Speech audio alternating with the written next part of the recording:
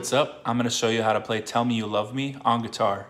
If you find this video helpful, please like and subscribe. I'd really appreciate that. Let's get started. For this riff, you'll only be playing the first three strings here, E, A, and D.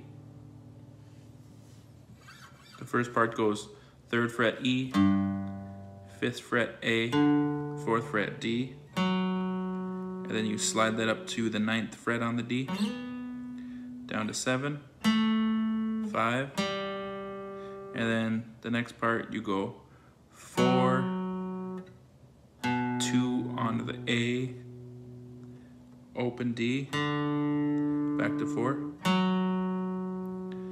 and then the next part you put your middle finger on the 3rd fret of the E, walk it down to 2, and then your ring finger 4th fret A, 2nd fret D, up to 7, 5, 4, 4, 5, 4, 2. Here's the riff slowed down.